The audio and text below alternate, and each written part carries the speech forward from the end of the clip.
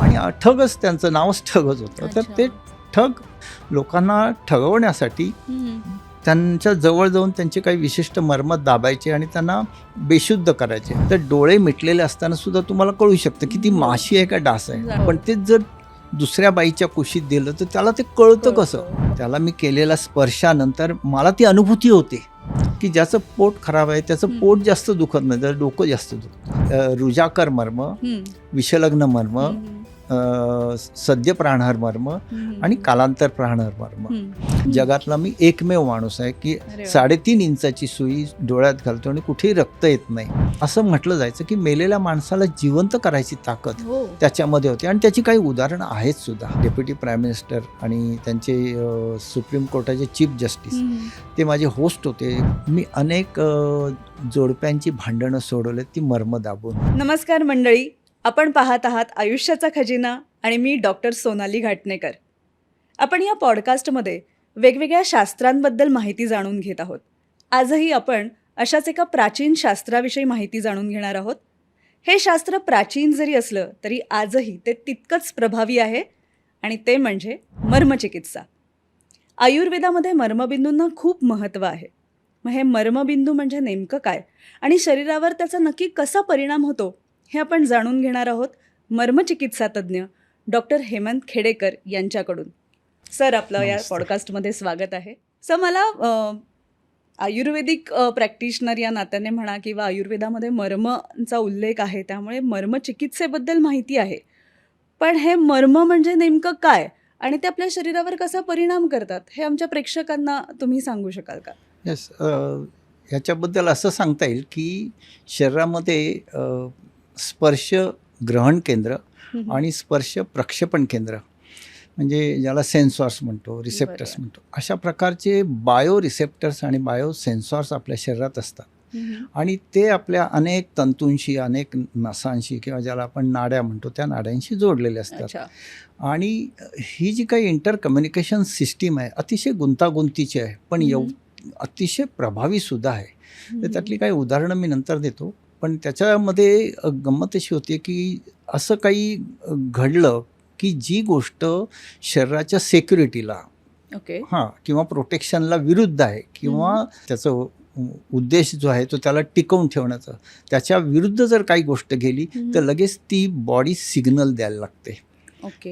आता जसं तुमच्या पायाला मुंगी चावली तर ती मुंगी चावलेली तुमच्या शरीराच्या डोक्याच्या वरच्या भागाला कधी मिळते तर त्याचं जे कॅल्क्युलेशन केलेलं आहे काही संशोधकांनी, ते सेकंदाच्या 15व्या भागा म्हणजे एवढ्या कमी वेळात आपल्याला ते स्पर्श ज्ञान होतं. तर मला तर असं वाटतं की आता मी शिकवताना पण बऱ्याच लोकांना ते शिकवतोय की स्पर्श ग्रहण केंद्र जे आहेत ते एवढे प्रभावी आहेत की ते आपल्याला प्रोटेक्ट करत असतात. आणि त्याचं जे काही प्रक्षेपण ह्याच्यावर होतं शरीराच्या अनेक भागांवर होतं, ते जे काही बिंदू आहेत हे आमच्या ऋषीमुनींनी, त्यांना आपण संशोधकच म्हणू, की त्यांनी त्याचा अभ्यास करून ते बिंदू ठरवले. आता हे बिंदू कोणी ठरवले आणि त्याच्यावर कोणत्या कोणत्या ऋषीमुनींनी अभ्यास केला हे काही म्हणजे त्याचं नॉलेजच नाही आहे, त्याचं ज्ञानच अस्तित्वात नाही आहे. आणि त्याच्यावर केलेला जो काय अभ्यास होता, त्याच्यावर जी काही पुस्तकं होती ती आमच्यावर जे इन्व्हेडर आले, ज्यांनी कोणी आमच्यावर आक्रमण केली, त्यांनी ते नष्ट केलेत. तर हा जो काही प्रकार आहे तो अतिशय अभ्यासण्याचा प्रकार आहे. पण गंमत अशी झाली की हे दुधारी शस्त्र होतं की त्याचा उपयोग समोरच्या शत्रूला मारण्यासाठी सुद्धा केला जात होता. म्हणजे पूर्वीच्या काळी असं म्हटलं जायचं की एखादा राजा खूप त्रास द्यायला लागला तर त्याच्याकडे काही लेडीज किंवा त्यांच्याकडे काही जेंट्स असे पाठवले जायचे, उपचारक असे पाठवले जायचे की काही विशिष्ट बिंदू दाबून त्या राजाला गलित गात्र केलं जायचं. आणि त्याच्यासाठी बराच काळ लागायचा, कारण ते गुप्तपणे करणं गरजेचं होतं. तर अशा प्रकारचा त्याचा दुरुपयोग सुद्धा केला जायचं. आणखीन एक मला सांगावं असं वाटतं की दिल्लीला ठग म्हणून समाज होता. त्या समाजातील लोक काही ठराविकच मर्म शिकले जायचे आणि ठगच त्यांचं नावच ठगच होतं. तर ते ठग लोकांना ठगवण्यासाठी त्यांच्या जवळ जाऊन त्यांचे काही विशिष्ट मर्म दाबायचे आणि त्यांना बेशुद्ध करायचे आणि अच्छा. मग त्यांना लुटून पोबारा करायचे. तर म्हणजे आयुर्वेदात जी मार आहे ती मर्मा हां, असं एक आपण व्याख्या करतो किंवा त्याला व्हायटल पॉइंट्स पण म्हणतो. व्हायटल हे पॉईंट, त्याच्यावरूनच सबटल पॉईंट्स आहेत ते. हां, अच्छा. हां. मग हे मर्मचिकित्सा किंवा हे जे मर्मबिंदू आहेत, हे प्राचीन म्हणजे किती प्राचीन काळापासून अस्तित्वात आहेत? हे फार महत्त्वाचा प्रश्न आहे. हम्म. कारण मी पण अजून शोधतोय, कोणी हे ॲक्च्युली शोधून काढलं. अच्छा. तर ह्याचा ठाव ठिकाणा लागत नाही आहे. कारण त्याला एक्झॅक्टली कोणी केलं, अनेक ऋषीमुनींचं कॉन्ट्रिब्युशन ह्याच्यामध्ये आहे. एखादं प्राचीन काळातलं उदाहरण सुश्रुतमध्ये आहे, आपण म्हणजे सुश्रुत संहिता, चरक हम्म. संहितेमध्ये त्याचा उल्लेख आहे आणि अनेक वेदांच्या शास्त्रामध्ये सुद्धा उल्लेख आहे. हम्म. पण असं विशिष्ट असं कोणी त्याचं शोधून काढलंय. अच्छा. हां, किंवा की वापर असं केला वापर युद्धामध्ये केलाय. किंवा असं काही तर त्याचा वापर जो उल्लेख आहे त्याच्यामध्ये महाभारतामध्ये हम्म. त्याचा वापर अतोनात प्रकारे केला गेला बरं. आणि त्याच्यामध्ये कृष्ण हा माहीर होता. कृष्णाचा अभ्यास त्याच्यामध्ये एवढा जबरदस्त होता की असं म्हणतात की जन्मताच त्याला ते ज्ञान होतं आणि जसजसा तो मोठा होत गेला हम्म. तसतसं ते ज्ञान त्याच्याकडे फळत फुलत गेलं आणि बरं. त्याचा वापर त्यांनी अगदी योग्य प्रकारे केला की हम्म. जो माणूस समाजाला त्रास देत होता त्याला त्यांनी विकलांग केलं किंवा नष्ट केलं बरं. आणि अतिशय गरीब माणसाला सुद्धा त्यांनी त्याची जी काही व्याधी होती त्याच्यापासून त्याला मुक्त केलं. तर त्याच्याबद्दल एक उदाहरण असं म्हणता येईल की त्याला भेटायला आलेली म्हणजे तो जेव्हा कंसाकडे गेला होता तेव्हा त्याला भेटायला आलेली जी एक कुबडा होती हो. त्या कुबडेला त्यांनी विशिष्ट त्याला बृहती मर्म म्हणतात. त्या बरं. बृहती मर्मावर त्यांनी विशिष्ट प्रकारे दाब दिल्यावर ती सरळ झाली. तर हे फारच अद्भुत होतं. अगदी अगदी अगदी आणि त्याचा त्यांनी अगदी यथासांग उपयोग केला. जेव्हा पांडवांचं आणि कौरवांचं युद्ध चालू होतं तेव्हा धृतराष्ट्र हे बघत होता, पण भीष्म जेव्हा ह्याच्यावर पडला होता तेव्हा त्या भीष्माला आता जाण्याची इच्छा झाली होती की एवढे बाण लागले होते, हो, शस्त्र हो. बाण लागले होते. हो. तेव्हा कृष्णाने त्याला एक ठराविक बाण मारायला सांगितलं आणि त्याच्यामुळे त्याचा तो प्राण गेला, नाही तर तो जाणं अशक्य होतं. तर अच्छा. अशा प्रकारचं हे अद्भुत शास्त्र होतं. म्हणजे आपण रामायणात पण जर बघितलं तर रावणाला विशिष्ट ठिकाणी बाण मारला तर त्याचा मृत्यू होतो मृत्यू किंवा असे झाला. हो, अनेक उदाहरण हो, आहेत. हो, तर हो. हे पॉइंट मेघनाथला सुद्धा असं विशिष्ट ठिकाणी बाण मारल्यामुळे त्याचा मग मृत्यू हे झालेला आहे. म्हणजेच मर्मबिंदू अगदी अगदी होते. अगदी म्हणून त्यांना मर्म vital जानती points इति मर्म म्हणतो. असं हां. त्याचं विश्लेषण अच्छा. संस्कृत भाषेत आहे की योग्य जागी तुम्ही ते ओळखणं. मग त्यासाठी तुम्हाला अनेक गोष्टींचं ज्ञान त्याच्यात गरजेचं आहे की 72 नाड्यांचं ज्ञान, बरं. त्रिदोषाचं ज्ञान आणि अशा अनेक गोष्टी ज्या आयुर्वेदाशी संलग्न आहेत. अच्छा. असे किती मर्म आहेत म्हणजे शरीरात? हां, 108 मर्म ही ग्राह्य मानलेली आहेत. त्याच्याशिवाय काही उपमर्मसुद्धा आहेत जी अनेक शास्त्रामध्ये असतात. पण 108 मर्मावरच जास्त भर दिला जातो आणि त्यांना एकमेकाला जोडून जे काही प्राणवाहक मार्ग होतात, आता त्याला इंग्लिशमध्ये काय म्हणतात, एनर्जी चॅनल्स वगैरे म्हणतात. तर त्या प्रकारे काही परिस्थिती तशी शरीरात निर्माण करून तुम्ही कुठलाही रोग, अगदी कुठलाही रोग तुम्ही मर्मचिकित्सेने बरा करू शकता. बरं. पण मग हे मर्म नक्की काम कसं करतात? म्हणजे शरीरात कनेक्शन काय आहेत? की एक बिंदू दाबला तर त्या अवयवाचा आजार बरा होतो. तर तो बिंदू आणि तो अवयव यामध्ये काय कनेक्शन असतं? फार चांगला प्रश्न आहे. कारण ह्याच्यातच त्याची गहनता आणि महात्म्य लपलेलं आहे. ह्याच्यासाठी आपल्याला थोडंसं स्पर्श चिकित्सा काय ह्याच्याबद्दल माहिती करून घेणं गरजेचं आहे. तुमच्या हातावर तुम्ही झोपलेला आहात, तुमच्या हातावर डास आहे हो. किंवा माशी बसले हो. तर डोळे मिटलेले असताना सुद्धा तुम्हाला कळू शकतं की ती माशी आहे का डास आहे. जाणीव होते. माशी असेल तर सहजगत्या असं आपण उडवतो, पण डास असेल तर त्याला मारतो.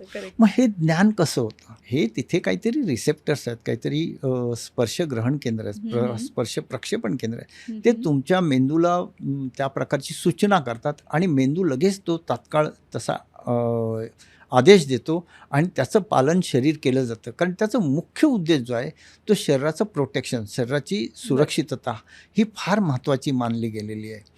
तर आणखीन एक माझं भयंकर आवडतं उदाहरण म्हणजे जर बाळ आईच्या कुशीत असेल हम्म, हम्म. तर ते अगदी शांत निवांत. आणि आनंदी असतं. हो. पण तेच जर दुसऱ्या बाईच्या कुशीत दिलं तर त्याला ते कळतं कसं, कळतं. हो हो हो की त्याला लगेच कळतं आणि तो रडायला लागतो हो. किंवा चुळबुळ करतो. हो तर हे जे काही आहे हे अगाध आहे हो आणि त्याचा उपयोग ऋषीमुनींनी करून घेतला आणि हम्म, हम्म. त्याच्यामुळे त्यांना आत्ता जी काही क्लिष्ट रोग आहेत ती क्लिष्ट वाटतच नव्हते. सहजगत्या त्याचा परामर्श करायचे, त्याच्यावर उपचार करायचे आणि माणूस ओके. ठीक व्हायचा. आणि म्हणून मला तसं वाटतं की जेव्हा मी ह्या सगळ्या गोष्टीचा मागोवा घेतो, माझ्या आजोबांना बघितले, वडिलांना बघितले, तेव्हा कळतं की का हे लोक जास्त वेळ जगायचे. कारण तुम्ही मगाशी म्हटलं त्याप्रमाणे की care is better than cure. हो तर केअरच अशी घेतली जायची कारण त्याची जी रचना शरीराची आहे त्याच्यामध्येच देवानी हे एम्बेडेड केलेलं आहे आणि ते जर तुम्ही पाळलं तर तुम्ही सहसा आजारीच पडणार नाहीत. पडणार नाही. आणि आजारी पडलात तरी हां. तुम्हाला शरीरच सूचना देत असतं. सर तुम्ही आता म्हणालात मी आजोबांना करताना बघितलंय हे हं. सर किती पिढ्यांपासून तुमच्याकडे मर्मचिकित्सा केली जाते? मला माहिती आहे तोपर्यंत 3 पिढ्या तर नक्की आहेत. अरे वा. हां, माझे आजोबा अच्छा. करायचे आणि ते ह्याच्या मागे एवढे छंदिष्ट झाले होते हम्म. की त्यांनी लग्नच केलं नाही. आजोबा म्हणजे त्यांचे चुलत काका. अच्छा. हां. आम्ही त्यांना बंडू काका म्हणायचो. बर. आणि मग त्यांचे कडून माझ्या वडिलांनी म्हणजे चुलत्याकडून माझ्या वडिलांनी ओके. शिकून घेतलं. बर. माझे वडील आमच्या फॅमिलीमध्ये मोठे होते. वडिलांच्या मुलांमध्ये मी ज्येष्ठ होतो. अच्छा. त्यामुळे ते कंपल्सरी माझ्याकडे आलं. मला आजोबांनी 14व्या वर्षीच ह्या क्षेत्रात येण्यास भाग पडलं. अच्छा. हां. आणि नंतर मग मी मागे वळून बघितलं नाही. कारण सुरुवातीला मला खूप कष्ट झाले आणि तेव्हा ह्या पद्धतीला एवढी समाज मान्यता नव्हती. पण जसजसं काळाची गती वाढत गेली हम्म. आणि जे काही लाईफस्टाईलचे दोष निर्माण हो. झाले किंवा अशा काही गोष्टी निर्माण झाल्या की ज्याला औषध काहीच करेना, बरोबर. अशा वेळेला मग माणसं परत त्याकडे वळायला लागली आणि मग आमचं भाग्य उजळलं असं म्हणू शकेन. पण हे मर्म जे आहेत तिथे चिकित्सा करताना आपण एक्झॅक्टली काय करतो? म्हणजे मर्मांवरती विशिष्ट प्रकारे दाब देणं अपेक्षित आहे हां. का आणखीन काही? हो, हो. त्याच्यावर विशिष्ट दाब देणं हेच त्याचं सर्वात गम्य आहे. कारण ते देत असताना तुम्ही किती त्याच्याशी तादात्म्य पावता, किती त्याच्यात एकतानता पावता. आणि माझा अनुभव असा आहे की समोर असलेला पेशंट त्याला मी केलेल्या स्पर्शानंतर मला ती अनुभूती होते की ह्याला बरं. नक्की काय होते. कळलं की नाही? जसं आपण बघतो की ताप आल्यावर अंगाला हो. हात लावून बघतो. हो. तशा प्रकारचं अनुभूती ही मर्मचिकित्सा करताना होते. आणि साधारण आपण अभ्यास केलेला आहे की मर्म कुठे आहे बाबा. हो. उत्क्षेपू म्हणून मर्म आहे ते कुठे आहे, अपांग बरोबर. कुठे आहे. बरोबर. तर तिथे आपण हात लावल्यानंतर तो योग्य जागी जाणं त्यासाठी अर्थात प्रॅक्टिस करावी लागते. आणि म्हणजे त्या आजारानुसार कुठला मर्म आपण बघायला हवं हं. हा साधारण हं. अंदाज घ्यायला हो, पाहिजे. हो. असं पण म्हणता येणार नाही कारण ही क्लिष्टता, गुंतागुंत एवढी प्रचंड असते की आता आपण एक गोष्ट सांगू शकतो की ज्याचं पोट खराब आहे त्याचं पोट जास्त दुखत नाही, त्याचं डोकं जास्त दुखतं कारण ते गॅसेस त्याला हे हो. करतात. आणि अशा वेळेला एक तज्ज्ञ मर्मचिकित्सकाला हे ओळखता आलं पाहिजे. आता आणखीन एक गंमत सांगतो की बऱ्याच वेळेला सर्वायकल बोन्समध्ये जे काही प्रॉब्लेम्स होतात तर गंमत अशी आहे की शरीर काय करतं की एखादी गोष्ट जर बिघडले तर तिला सुधारण्याच्या आधी तिला प्रोटेक्शन म्हणून कामातून बाजूला काढतात. जसं आपण बरोबर. अपेंडिक्स बघतो की त्याचा उपयोगच हो. नसला तर काय होतं. आता गंमत अशी आहे की समजा हाताला मार लागलाय किंवा हाताला फ्रोझन शोल्डर आहे तर त्या हाताचा तो भाग काम करेनासा होतो आणि तिथे सुरुवातीला वेदना सुरू होतात. वेदनेकडे लक्ष दिलं नाही हो. तर मग आणखीन इन्फ्लेशन होतं. इन्फ्लेशनकडे पण लक्ष दिलं नाही तर मग त्याच्यामध्ये सूज येऊन त्या प्रकारचं हो. असं काही अरेंजमेंट शरीर करतं की त्याला तो हात हलवणं अशक्य अशक्य होतं. होतं. हे बरोबर. प्रोटेक्शनसाठी, हो. संरक्षणासाठी. हो. गंमत अशी होते की इथेच सुद्धा आम्ही लक्ष नाही दिलं तर मग तो हात निकामी होऊ शकतो. बरोबर. आणि ही सगळी गोष्ट शरीरातल्या प्रत्येक ह्याच्यासाठी आहे आणि एवढं सुंदर अशा प्रकारची अरेंजमेंट आहे. ह्याचा अभ्यास का केला नाही याचं मला खरंच वाईट वाटतं. मग हा जो दाब द्यायचा आहे आपल्याला तो किती वेळ द्यायला पाहिजे, किती प्रेशरनी तो देणं अपेक्षित आहे? प्रत्येक ठिकाणी तो सारखाच आहे का काही ठराविक पॉइंट्सना आपण कमी प्रमाणात देतो? हो, हो. आता ह्याच्यात काय म्हटलेलं आहे, की रुजाकर मर्म, हं. विषलग्न मर्म, हं, हं. सद्य प्राणहर मर्म हं, हं, आणि हं. कालांतर प्राणहर मर्म. हं. अशा प्रकारे 4-5 विभागात ते विभागले गेलेले आहे. बरं. तर त्याचा अभ्यास होणं फार गरजेचं असतं. हं, हं, हं. आता हे रुजाकर मर्म आहे ते जनरली काही हे करत नाही, की लगेच त्यांनी आपण जर जोरात दाब दिला तर हां. त्याचा परिणाम फार त्रास मोठा होत होतो, नाही. असं हां. नाही होऊ शकत. हं, हं, मग हे का सांगतोय, की ज्यांना शिकायचं आहे हं. मर्मचिकित्सा त्यांच्यासाठी फार महत्त्वाचं आहे, की तुम्ही हे जे बायफर्गेशन आहे, की हं, हं. रुजाकर मर्म, हं. विषलग्न मर्म, सद्य प्राणहार हं, मर्म, हं. कालांतर हं. प्राणहार मर्म, ह्यांचा अभ्यास जर केला तर आपल्याला दाब किती द्यायचा आहे, कुठे, हं, हं, हं. प्रत्येक मर्म वेगळा आहे. बरं. प्रत्येक येणारा पेशंट हा वेगळा, प्रत्येक बरोबर. प्रवृत्ती वेगळी, प्रत्येक प्रकृती वेगळी आहे. बरोबर, बरोबर. तर त्यानुसार तो अभ्यास आहे. त्यामुळे हा अतिशय क्लिष्ट आहे. आणि मी शिकताना जेव्हा वडिलांकडून बघितलं तेव्हा ते मला हे सगळं सांगायचे, की किती दाब द्यायचा आहे, हं, हं, हं. कसं त्याच्यावर बघायचं आहे हं, हं, आणि हं. कॉन्सन्ट्रेशन. कारण ते कॉन्सन्ट्रेशन नसेल, जरा जरी तुझं लक्ष विचलित हं, झालं हं. तर तिथे मर्माची जागा विचलित होते आणि त्याचा सुपरिणाम व्हायच्या आधी दुष्परिणाम होऊ शकतो. अच्छा. त्यामुळे त्याचं विशिष्ट असं ह्याच्यात सांगणं कठीण आहे.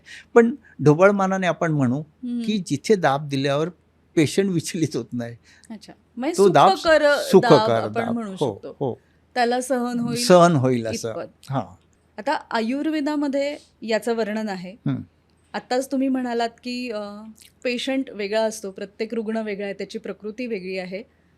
तर जसं ॲलोपॅथीमध्ये असतं, की ठराविक व्याधींसाठी ठराविक औषध हे ठरलेलं असतं. तिथे आपण प्रकृती परीक्षण नाही करत. हं. मग ही मर्मचिकित्सा करताना सुद्धा व्यक्तीची प्रकृती हं. आणि दोष जे काही हं. वाढलेत किंवा हं. कमी झालेत, हं. हं. त्यानुसार मर्मचिकित्सा बदलते का व्यक्तिगणिक? हो ना, बदलते ना. अच्छा. व्यक्तिगणिक बदलते. कारण प्रत्येकाचे जे रिॲक्शन्स आहेत, हं, हं. तुम्ही एकदा त्याला टच केलंत किंवा हं, हं. त्याच्या जे बिंदूंना टच केलं, की त्याचे जे येणारे रिफ्लेक्शन्स आहेत, त्याचा तुम्हाला अभ्यास पाहिजे. ते फार ओके. गरजेचं आहे. हं, म्हणजे हं.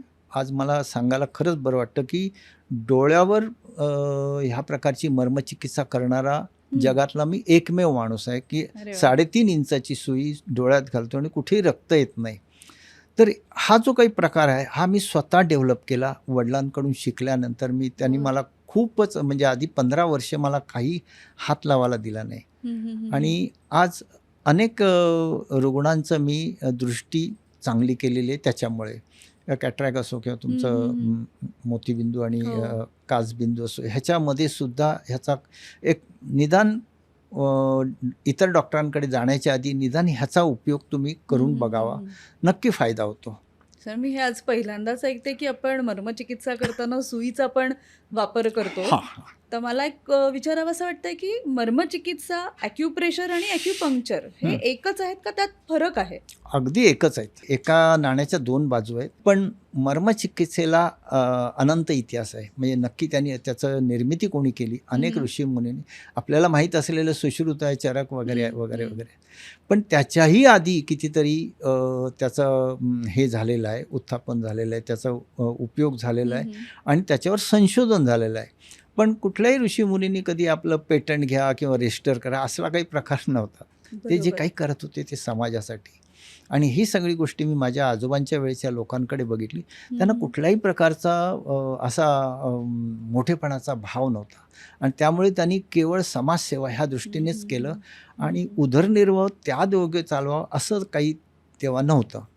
तर त्यामुळे मी असं म्हणेन की ही अशा प्रकारे निर्माण झालेली शक्तीची उपासना करण्याची गोष्ट आहे. ही शक्तीच आहे, ऊर्जाच आहे. त्या ऊर्जेला उत्थापन करण्यासाठी हं, हं. ज्या काही गोष्टी आमच्या वेदामध्ये मांडल्या, त्याच्यामध्ये मर्मचिकित्सा ही अत्यंत अद्भुत अशी होती, की असं म्हटलं जायचं, की मेलेल्या माणसाला जिवंत करायची ताकद हो. त्याच्यामध्ये होती आणि त्याची काही उदाहरणं आहेत सुद्धा. बरं. तर अशा प्रकारे त्याचा उपयोग केला गेला. आता मी काही तेवढा शिकलेलो नाही, पण एवढं निश्चित आहे, की मलासुद्धा काही असे जबरदस्त अनुभव आलेले आहेत, हं, की हं. त्याच्यामुळे आज कालच आलेली एक मुलगी, हं, हं. की तिचं संपूर्ण अंग सुजलं होतं आणि डॉक्टरांनी सांगितलं की आम वात आहे. हम्म, हम्म, हम्म. वय होतं 35 पण नव्हतं, 30पर्यंत होतं. हम्म. आणि ती कुठेही अंगाला हात लावू देत नव्हती. अरे बापरे. हां, एवढं हम्म. तिला प्रचंड उभी राहू शकत हम्म, नव्हती. हम्म, हम्म. तर त्या मुलीला मला वाटते साधारण पाऊण तास ट्रीटमेंट दिली. तिचे अगदी इकडचे पॉईंट आणि कक्षाधर हम्म, पासून ह्या हम्म, सगळ्या पॉईंटनं मी सगळे ट्रीटमेंट दिली. हम्म, हम्म. आणि त्याच्यानंतर ती हसायला लागली. नंतर रडून माझा तिने हात पकडला. सर, पहिल्यांदा मला 3 वर्षामध्ये असा अनुभव येतोय. तर ह्याला काय म्हणावं? म्हणजे कुठली गोळी नाही, इंजेक्शन नाही, Correct. कुठलंही टॅबलेट नाही, कुठल्याही प्रकारचं स्टेरॉइड नाही. करेक्ट. तर हा जो अनुभव आहे ना, त्यामुळे मी भारावून जातो आणि मग मी काम करत जातो असंच म्हणावं. हा अनुभव खूपच छान आहे. म्हणजे एखाद्या व्यक्तीला इतक्या पेनमधनं बाहेर काढणं विदाऊट हो ना. एनी मेडिसिन हं. हे खूप सुंदर आहेच आहे. पण मध्ये मला आठवतं शिकत असताना मी व्हिडिओ बघितला होता मर्मचिकित्सेच्या संदर्भात, की शेळीवरती ते करून दाखवलं होतं, जिथे 2 पॉईंट्स असे दाबले ज्याच्यामुळे ती शेळी खाली बसली, तिला उठता येईना. नंतर अर्थातच पॉईंट्स दाबून ती पुन्हा उभी राहिली. आणखीन पॉईंट्स दाबले, त्याच्यानंतर तिचा आवाज गेला. तर आपण हे जसं विधायक कामांसाठी करतोय, तसंच याचा वापर विघातक कामांसाठी पण हो. होऊ शकतो. मी तेच म्हटलं की मला वडिलांनी शपथ घातली होती की हम्म. कुठल्याही परिस्थितीत विघातक करायचं नाही. तू ज्या दिवशी विघातक करशील हम्म. त्या दिवशी तुझं सगळं काही संपलेलं असेल. तर ते घाबरून मी सध्या तरी करत नाही. नाही मग हे पण एक कारण असावं का ज्यामुळे ही चिकित्सा पद्धती आपण अगदी हो, त्याचसाठी म्हणूनच आमचे जे पूर्वज होते त्यांनी हम्म. ह्याच्यावर बंदीच घातली होती. कारण हम्म. ह्याचा दुरुपयोगसुद्धा अनेक ठिकाणी झालेला आहे. तुम्ही एक पिक्चर बघितला असेल हिंदुस्तानी. हो. हां, त्याच्यामध्ये पण ते दाखवलेलं आहे. आणि हे बकरीचं जो तू म्हणालीस ना, की जिथे माझा आश्रम आहे भोरला, बरं. त्या तिथे एका माणसाच्या बकरीचा पाय लंगडा झाला होता. तर हम्म. काय ती पडली असेल किंवा धावताना हे झालं असेल आणि त्यांनी माझ्याकडे आणलं आणि ते म्हणाले की बघा असं झालं, त्याला काहीतरी प्लास्टर करा. हम्म.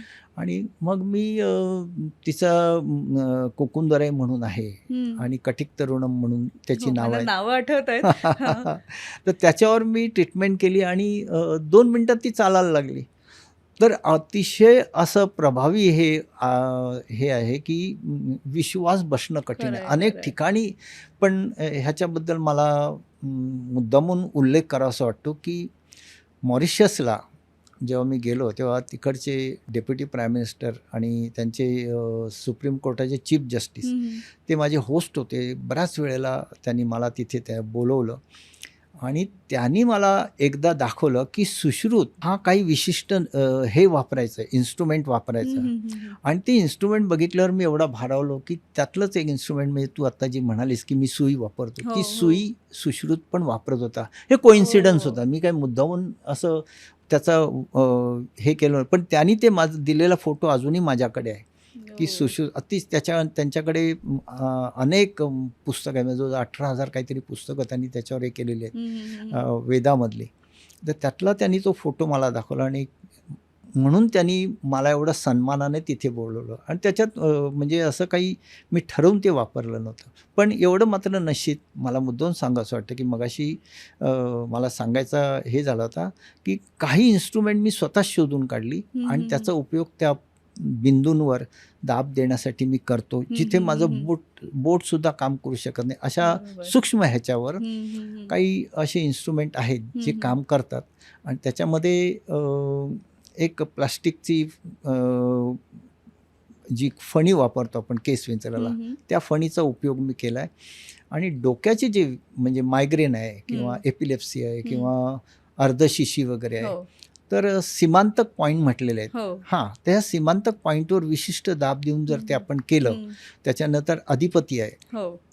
बरोबर आहे, बरोबर. सहस्त्रार चक्राच्या तिथे. सहस्रार चक्र. तर एवढा काही ऊर्जेचा स्रोत निर्माण होतो शरीरात की अशा वेळेला मी मुद्दामून बघितलंय की शरीरामध्ये उष्णता निर्माण होताना मला आढळले. आणि तो पेशंटच्या हां, आणि तो म्हणतो की सर मला काहीतरी वेगळं वाटते, माझ्या कानातून नाकातून वाफा येत आहेत. हो. तर हा अनुभव आलेला आहे. आणि त्याच्यानंतर असे काही पेशंट मला म्हणाले की आमची डोकेदुखी म्हणजे मायग्रेन आहे किंवा हे गायबच झाली. आता ह्याच्या मुळाशी मी जायचा प्रयत्न करतोय, पण माझा तेवढा अभ्यास नाही की मी त्याच्यामुळे, पण होतं एवढं निश्चित, ते कसं वापरायचं हे शिकलोय मी, एवढं निश्चित. सर, तर तुम्ही मॉरिशसचा उल्लेख केलात. मॉरिशसमधल्या अनेक नामवंत व्यक्तींना तुम्ही ट्रीटमेंट केलेली आहे. हो हो भारताबाहेरच्या अनेक देशांमध्ये तुम्ही हो ट्रीटमेंट करत आहात. हो. मला एक विचारायचं आहे की आपल्या देशात तुम्हाला असं जाणवतं का की आपल्याकडे ही पद्धत थोडी कमी प्रचलित आहे किंवा लोक ही थोडी कमी वापरतात आणि बाहेरच्या देशांमध्ये आता याचा जास्त प्रचार होतोय? हो, या बाबतीत मी असं म्हणेन की आमचं ज्ञान कमी पडलं. आमची जी ॲप्टिट्यूड आहे, हम्म, हम्म. ज्याला आपण म्हणतो औषधविरहित उपचार चिकित्सा, आज हो. जगात तुम्ही कुठेही गेलात आणि ह्या देशातल्या लोकांनी जर बघितलं की हम्म. हा जो माणूस आला तो कुठलं औषधच वापरत, हो. तर लोक तुटून पडतात. आम्हाला असा माणूस पाहिजे की जो औषधच वापरत नाही आणि तरी आम्हाला कुठल्याही रोगातून बरा करू शकतो. तर हे अप्रूप आहे. खरंय हां, खरंय. ह्याला काय म्हणतात त्याला हेच नाही आहे, पर्यायच नाही आहे. तर अशा मॅजिक असल्यासारखं मॅजिक आहे, आहे. मॅजिक आहे. माझा एक म्हणजे मी पुण्यामध्ये आल्यानंतर मला एक पहिला पेशंट भेटला, तर त्याला 3 ट्युमर होते हम्म. आणि त्याचे वडील बॉम्बे हॉस्पिटलमध्ये डॉक्टर होते. बरं. तर तिकडे त्यांनी डिक्लेअर केलं की ह्या ट्युमरमुळे हा मुलगा 21-22 वर्षाचा होता की तो मरणारच म्हणून. अशावेळी ते डॉक्टर त्या मुलाला हम्म, माझ्याकडे घेऊन आले आणि मला म्हणाले की डॉक्टर आता काय करता येईल का? हम्म. तर मी हसलो, म्हटलं तुम्ही अगदी शेवटच्या टोकाला आलेला आहे, पण तरी आपण करू. नवल वाटेल की त्याचं डाएट पूर्णपणे मी थांबवलं आणि फक्त बकरीच्या दुधावर ठेवलं. आणि बकरीच्या दुधावर ठेवल्यानंतर पहिली गोष्ट काय झाली असेल तर डिटॉक्सिफिकेशन जबरदस्त व्हायला लागलं. त्याचं पोट पूर्णपणे 5-6 दिवस, मला वाटते 15 दिवस पूर्णपणे साफ होत होतं. युरिन साफ झाली आणि पूर्ण शरीराचा वाकडा झालेला तो मुलगा साधारण 3 महिन्यानंतर लाळ गळायची थांबली, तेव्हा त्याचे वडील स्वतःच धावत आले, गुरुजी माझा मुलगा वाचला म्हणून. तो आनंदच वेगळा होता. त्याच्यानंतर त्याचा जो कलर होता स्किनचा तो बदलत गेला. वाकडी झालेली हातपाय बोटं जी होती ती सरळ व्हायला लागली. ह्याच्यात मी अनेक मर्मांचा उपयोग केला. त्याच्या जोडीला मी डेफिनेटली स्टीमचा उपयोग केला, नॅचरोपॅथीचा उपयोग केला, पण कुठल्याही प्रकारचं औषध दिलं नाही. आणि ती केस तर म्हणजे माझ्या जीवनात फार मोठा माइलस्टोन होता. ही खूप मोठी केस तुम्ही आता डिस्कस केली. पण आत्ताचे जे चॅलेंजेस आहेत लोकांसमोर, म्हणजे आपण मेटाबॉलिक डिसऑर्डर्स म्हणतो, लाईफस्टाईल डिसऑर्डर्स म्हणतो, डायबिटीस आहे, हायपरटेन्शन आहे, तर याच्यावर सुद्धा मर्मचिकित्सा काम करते का? अगदी अगदी. मर्मचिकित्सा म्हणजे काय, शेवटी तुमच्या शरीरातील नाड्या आहेत, रक्ताभिसरण आहे, मेटाबॉलिक डिसऑर्डर आहे, त्याला कमी करायचं काम हे मर्मचिकित्सेमुळे होतं. पण ते वापरायचे कसं ते माहिती आहे. आता आपण बघतो की योगामध्ये डायजेशन होत नसेल तर मंडूकासन केलं जातं. मी आता त्याच्यावर पुस्तक लिहितोय, मर्मयोगा म्हणून. कारण ते फार काळाची गरज आहे असं मला वाटतं. तर त्याच्यामध्ये मंडूकासनामध्ये विपटम आणि लोहिताक्षम हे जे काही 2 मर्म आहेत त्यांना विशिष्ट पद्धतीने माणूस स्वतःच दाब देतो. त्याला कळतं बाबा इथे जास्त दाब दिला तर दुखणार, इथे कमी दाब दिला तर ते बरोबर नाही, मग त्यात थोडंसं हे करू. त्याच्यामुळे गंमत अशी होते की शरीरात निर्माण झालेला अतिरिक्त जे काही गॅस्ट्रिक फॉर्ममधली टॉक्सिन्स आहेत, carbon monoxide, carbon dioxide, ammonia, sulphur, हे माणूस ढेकराद्वारे बाहेर टाकायला लागतो. आणि ते झालं की त्याचं पोट एकदम खाली होतं. इवन प्रोस्टेट ग्लँड आहे किंवा किडनीचे सुद्धा विकार सहजगत्या, मी अनेक असे पेशंट केले, आता ते होतील की नाही माहिती नाही, पण असे आत्तापर्यंत तरी झालेले की ज्यांचे डायलिसिसच बंद केले आणि ते व्यवस्थित झाले. आणि हे सांगायला मला मुद्दामून वाटतं की पेशंट अजूनही आहेत आणि असे 3-4 पेशंट आहेत की ज्यांचं डायलिसिस बंद केलं, तेव्हा ते डॉक्टर धावत आले माझ्याकडे आणि मला म्हणाले सर काय होईल? म्हटलं बघूया आता, आणि खरंच ते बरे झाले. तर अशा प्रकारचं चमत्कार आणि चमत्कार असंच मला म्हणावं लागेल. या व्याधींबद्दल तर आपण बोललोच आहोत, पण काही सर्जरीज कॅन्सल झालेल्या आहेत का? म्हणजे सर्जरीची जिथे गरज आहे ती टाळता आली आहे का आपल्याला मर्मचिकित्सा करून? अगदी अगदी फार मस्त प्रश्न विचारला की मुख्य म्हणजे हृदयाची सर्जरी म्हणजे काय म्हणतो त्याला ऑप्टिक नाही आपलं हे हृदयाचं जे आपण हे करतो, तर त्याच्यामधले अनेक पेशंट मी केले आणि त्यांना ते छातीत दुखायचं, धडधड व्हायचं किंवा मग असा करंट आल्यासारखं व्हायचं, हात थरथरायचा, हातामध्ये मुंग्या यायच्या. आणि अशा वेळेला असे काही मर्म आहेत की आपल्या पाठीवर बृहती आहे, त्याच्यानंतर जे बोन आहे त्याच्या तिथे एक मर्म आहे, इकडचा एक मर्म आहे आणि पाठीचा मर्म आहे आणि त्याच्याशिवाय अपालाभ, अपस्तंभ असे काही मर्म आहेत. ते ह्यांच्या एकत्रित उपचाराने त्यांची ती व्याधीच नष्ट झाली, ती गायब झालेली आहे. आणि त्यांनी जाऊन चेकिंग केलं तर त्यांना सांगितलं की हृदयाचं काही ऑपरेशन करायची गरज नाही. त्यात एक मुद्दाहून मला हे सांगावंसं वाटतं उदाहरण की एक आमदार होते इथे, त्यांचा भावाचा मुलगा पुतण्या ह्याला 96% हे डिक्लेअर झालं ब्लॉकेजेस आहे आणि तो जाणार असं ठीक निश्चितच झालं. आणि त्याला तिथे एका हॉस्पिटलमध्ये ॲडमिट केलं. आता तिथे ॲडमिट केल्यावर बरोबर आहे, त्या सगळ्या प्रकारचे इन्स्ट्रुमेंट्स लावले आणि तिथे त्याचं हे चेकिंग करायला लागल्यावर तिकडच्या निष्णात डॉक्टरांनी सांगितलं की आम्ही प्रयत्न करणार आहे, पण हे काही ग्राह्य धरू नका की तो बरा होईलच म्हणून. तर त्या आमदारांनी सांगितलं की गुरुजी तुम्ही येऊ शकता का इथे, बघा तुमच्याकडून काही होईल का, कारण तो जाणं आमच्या दृष्टीने फार लॉस आहे आमच्यासाठी. तर मी म्हटलं की मी येईन, पण मी मग माझ्या प्रकारे हे करणार आणि तिकडचे डॉक्टर मला अलाव करणार नाही, तर तुम्ही त्याला घरी घेऊन येऊ शकता का. फार विचित्र परिस्थिती होती. तर ते म्हणाले की ठीक आहे, कसं करणार, पण त्यांना सांगा, नाहीतरी प्रॉपर्टीचा वाद आहे, तुम्ही त्याला सांगा की एक 2-3 तास घरी आणा, मला 2-3 तास पुरे होतील. आणि खरंच त्याला घरी आणलं.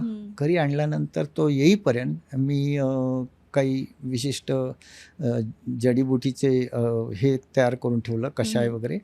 आणि त्याला घरी आणल्यानंतर मी त्याला ट्रीटमेंट द्यायला सुरुवात केली. नाडी वगैरे बघितली तर बरंचसं जे काही कार्बन होतं ते त्याच्या हृदयाच्या बाजूला वगैरे ह्याच्यावर लंग्समध्ये वगैरे जमलेला होता. त्याला मी ते काढा दिला.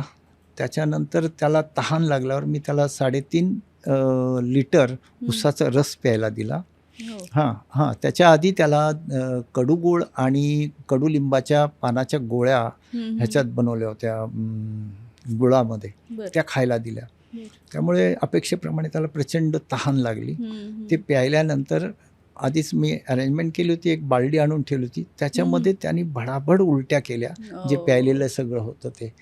आणि त्यात सगळे कलर होते, हिरवा, पिवळा, निळा. आणि त्याच्यानंतर थोडा वेळ तो हे झाला आणि एक 15 मिनटात तो स्थिर स्थावर झाला. आणि लोक भयंकर घाबरले होते, कारण त्यांनी डोळे मिटून घेतले होते.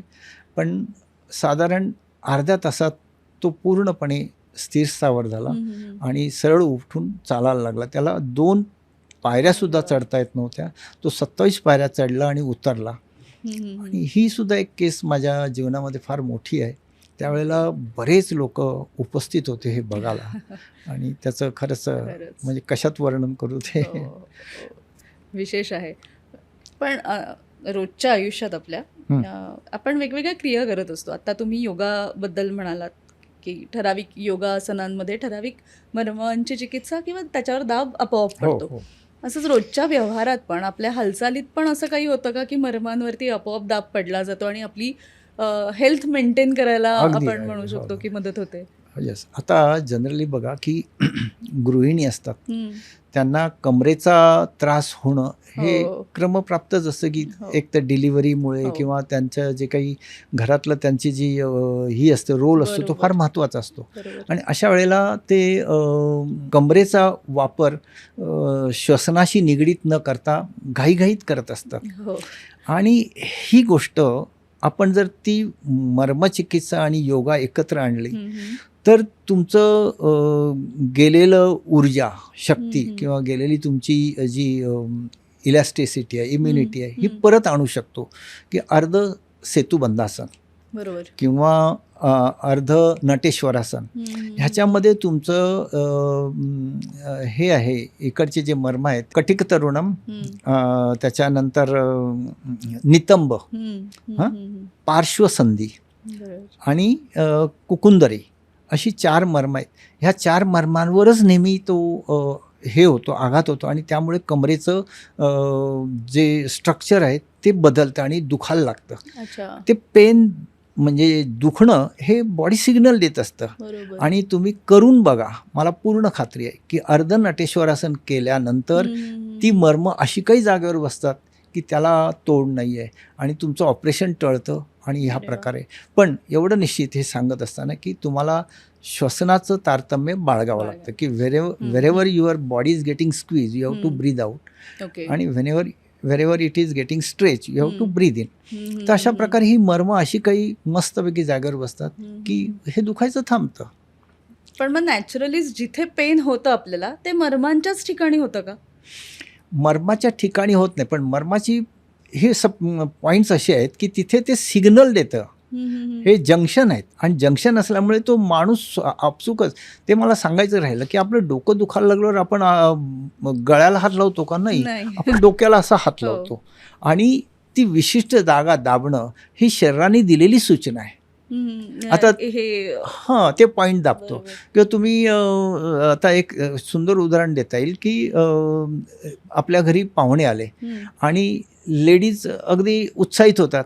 मग ते काय करतात, ते कामाला लागायचे, चल कुठे आहे, काय काय असं हो, करतो हो, आपण. हो. म्हणजे हो. हे जे काही मर्म आहेत हे आपण आपसुकरित्या हे करतो आणि ती भ्रष्ट होऊ नयेत किंवा ती विचलित होऊ नयेत म्हणून त्यांना कंगणं किंवा अशा प्रकारच्या गोष्टी हे घालायला आपल्या शास्त्रामध्ये सांगितले आणि त्याच्यामुळे त्याचं प्रोटेक्शन होतं. किंवा आपण बघितलेलं की लढाईला जाणारी जी सैनिक आहेत त्यांना इकडे काही विशिष्ट असे आभूषणं किंवा ह्या गोष्टी दिल्या जायच्या.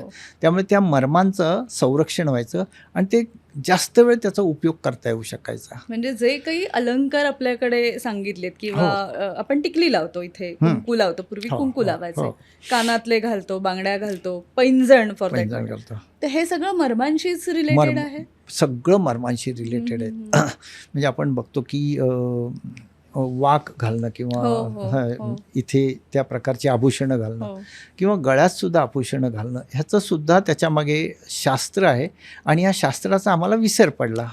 पण मला खूप बरं वाटतं की आता लोक परत ह्याकडे वळायला लागले आणि त्यामुळे आपलं गेलेलं वैभव नक्की येईल आणि लोकांना खूपच त्याचा फायदा होईल.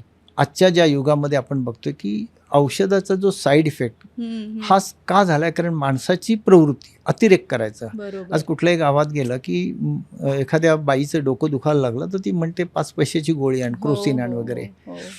पण हे आपण करू शकतो का? तर यस, जर मर्मचिकित्सा शिकलात आणि त्याचा दुरुपयोग केला नाही तर डोकेदुखी, मी कित्येक लोकांची डोकेदुखी अगदी 2 मिनिटात बरी केलेली आहे. सर, म्हणजे रोजच्या व्यवहारात तुम्ही असे काही पॉईंट सांगू शकाल, मर्म पॉईंट्स, की ज्यांनी आपण डॉक्टरांपासून, व्याधींपासून 4 हात लांब राहू शकू? अगदी. पण तरीसुद्धा मी सांगू शकेन की मर्मचिकित्सा, म्हणूनच ती गुप्त विद्याच म्हटली होती की मर्मचिकित्सेचा प्रचार पण का झाला नाही, त्याचं कारण पण तेच आहे. ती जेवढी प्रभावी आहे तेवढी घातक सुद्धा आहे. तुम्ही चुकून दाबलेलं मर्म, जर असं झालेलं आहे माझ्या काही स्टुडंटकडून, चुकून दाबलेलं मर्म मग त्या माणसाला बराच काळ वेदना देत राहतं. योग्य योग्य पद्धतीने शिकूनच करणं गरजेचं आहे, कारण हे शास्त्र आहे. बरोबर. असं मग ज्यांना शिकायचं आहे, मर्मचिकित्सा शिकायची आहे, तर ते डॉक्टरच असले पाहिजेत का? इतर ज्यांना शिकण्याची इच्छा आहे ते सुद्धा येऊन तुमच्याकडून शिकू शकतात? अगदी. हा प्रश्नामध्ये मी एवढंच सांगेन की ज्याला समाजसेवा करायची आहे, हे मुद्दाहून सांगतो, ज्याला समाजसेवा करायची आहे, तुम्ही नंतर कमवायचं काय ते कमवा, पण ज्याला समाजसेवा करायची आहे, ज्याला माणसाला बरं करायचं आहे, अशी आतून उर्मी आहे, तो माणूस नक्की हे शिकू शकतो. आणि अशी काहीतरी अद्भुत शक्ती आहे त्यात की तुम्हाला त्याच्यातलं ज्ञान हळूहळू व्हायला लागतं. बरोबर. More you practice more you बरोबर. Become perfect. बरोबर.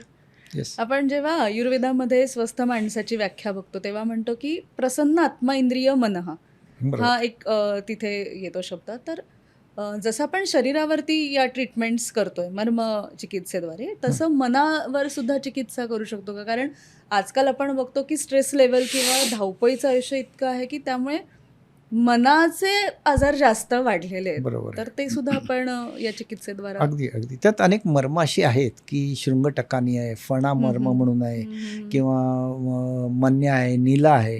आणि महत्त्वाची अशी 2 मर्म आहेत, विधुरम आणि कृकारिका. मला खरंच सांगायला बरं वाटतं की मी अनेक जोडप्यांची भांडणं सोडवलेत ती मर्म दाबून. अरे वा. तर आणि नवल वाटेल की जोरजोराने भांडणारी कपल्स होती, हा. ती ट्रीटमेंट नंतर साधारण 2-3 दिवसाच्या ट्रीटमेंट नंतर अगदी निवळलेली असतात अरे वा. आणि प्रेमाने बोलू शकतात. कारण हा सगळा जो व्यवहार चालतो तो तुमच्या हार्मोन्सवर चालतो, बरोबर. बरोबर की नाही, तुमच्या ग्लँड्सवर चालतो. त्यामुळे ते कुठली मर्म कुठल्या ग्लँडशी संबंधित आहे याचा अभ्यास एकदा व्यवस्थित झाला आणि त्या हार्मोन्सना जर स्थिरता मिळाली तर तो फरक पडतो.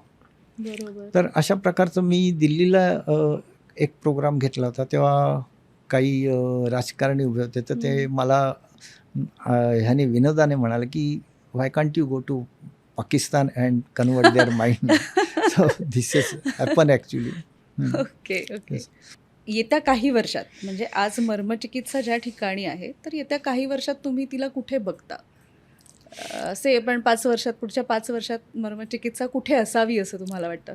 हां, आता ह्याच्यात आपण एक गोष्ट नक्की सांगू शकतो की चमत्काराला नमस्कार आहे. हो हो.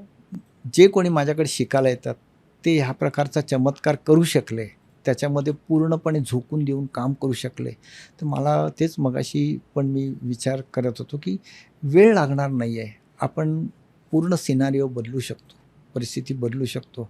आणि औषधाचा जो काही दुरुपयोग होतो आहे ह्याचा कुठेतरी समन्वय बरोबर. आपल्याला साधता आला पाहिजे. बरोबर. आणि तो नक्की साधता येईल. कारण लोक का ह्याच्यापासून दूर जातात?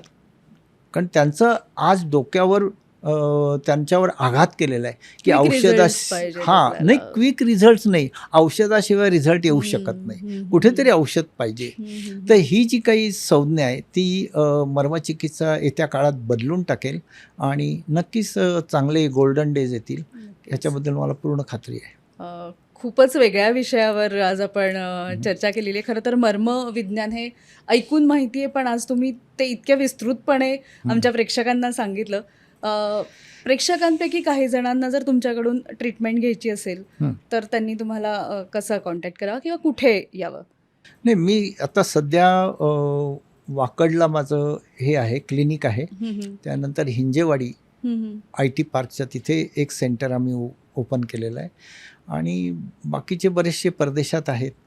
आता ग्लासगोला चाललेलो आहे, अरे वा. हां, स्कॉटलंडला. तिथे आमचा एक सेंटर उभारायचा प्रयत्न आहे. ओके. आणि मॉरिशस आहे, त्याच्यानंतर सेशेल्स म्हणून देश आहे. त्यानंतर सिंगापूरला तुझ्यासारखीच एक मुलगी आहे जी माझ्याकडे शिकली, तर तिथे एक सेंटर चालू आहे. तर ह्या म्हणजे प्रकारे भारताबाहेरचे लोक सुद्धा आज तेवढ्याच यांनी मर्मचिकित्सेची ट्रीटमेंट घेऊ शकतात. हो हो. खूपच छान सर. आज म्हणजे एका वेगळ्या विषयावर आणि म्हणजे तुम्ही प्राचीन काळापासून ते आत्ताच्या काळापर्यंत एक टाईम ट्रॅव्हल आम्हाला या चिकित्सेतनं करून आणलं. तुमचे खूप खूप आभार सर.